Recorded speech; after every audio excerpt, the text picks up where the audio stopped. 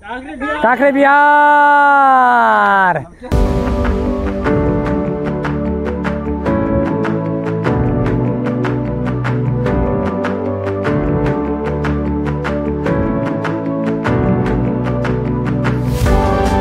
Hello साथीहरु, finally हामी यो काँक्रेबिहारको गेटमा आइसकेका छौं।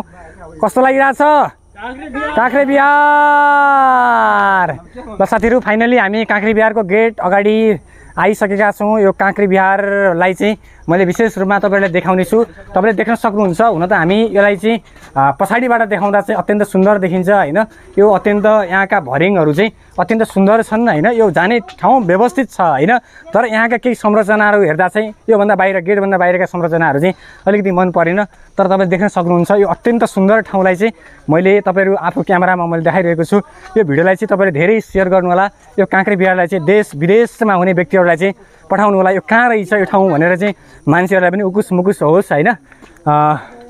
हामी काँक्रेबिहार के लेखेको छ त्यहाँ। ल अब म फाइनली यो उसबाट चाहिँ म अगाडि गइरहेको छु साथीहरु। यो भर्याङबाट माथि चढिरहेको छु। यो मन्दिर अत्यन्त भव्य मन्दिर म तपाईहरुलाई देखाउँदै छु। यो काँक्रेबिहारको भव्य मन्दिर मैले दर्शन गराउँदै छु। यसको विशेष महत्त्व मैले अघि खगेन्द्र यो विशेष यसको महत्त्वको बारेमा मैले खगेन्द्रलाई यसले बताइसकेको छ। के छ, कस्तो लागिरहेछ? राम्रो लागिरहेछ हैन।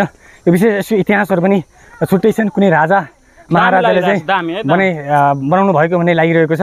ल सबैजना साथीहरु चाहिँ हाम्रो आज यो ठाउँमा चाहिँ घुम्न लागि भनेर हामी आएका थियौं। ती सबैजनालाई चाहिँ मैले आफ्नो क्यामेरामा चाहिँ पालो मैले परिचय पनि तपाईलाई दिइसकेको छु।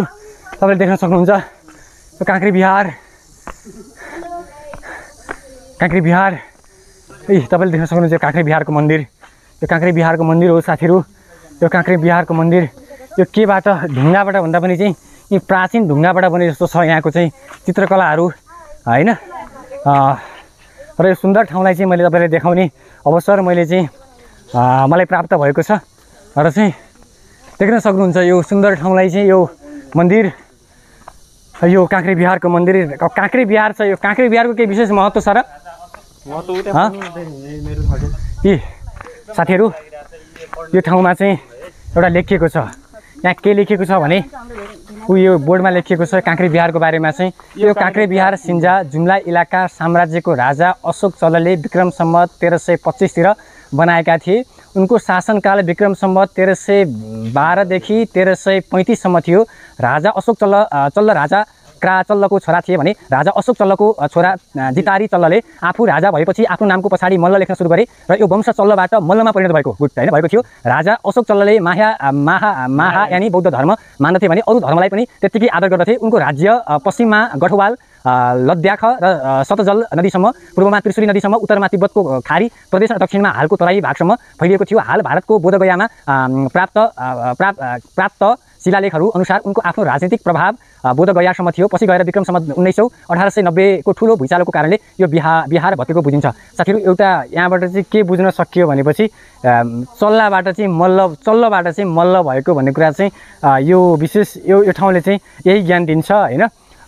यो राजा अशोक चल्लले चाहिँ बनाएका रहेछन् र त्यो कुरा चाहिँ एउटा देखाउने अवसर चल्लबाट चाहिँ मल्ल परिणत भएछन् हैन। खुसी लाग्यो। यो चाहिँ अत्यन्त जङ्गलको बिचमा छ साथीहरु। यो सुर्खेतको काँक्रेबिहार भन्ने ठाउँ जङ्गलको बिचमा छ। यहाँ पर्यटकहरू आउनको लागि पनि एकदमै अत्यन्त सुन्दर वातावरण छ। यो जङ्गलको बिचमा यो प्राकृतिक हावा सँगसँगै चाहिँ यो मन्दिरलाई तपाईहरु चाहिँ दर्शन गर्न हेर्न अथवा चाहिँ यसलाई चाहिँ देश विदेशमा चाहिँ देखाउनको लागि पनि तपाई आउन सक्नुहुन्छ। कृपया मैले यहाँका पुरा भ्यूहरु देखाएँ। भिडियोलाई अन्तिमसम्म हेर्नु होला, भिडियोलाई शेयर गर्नु होला। हामी यो च्यानलको सुरुवाती चरणमा छौं। कृपया च्यानललाई फलो गरेर सहयोग पनि गरिदिनु हुन सम्पूर्ण दर्शक महानुभावहरुमा अनुरोध गर्दै यो भिडियोबाट बिदा लिन्छु। हस्त, धन्यवाद, नमस्कार।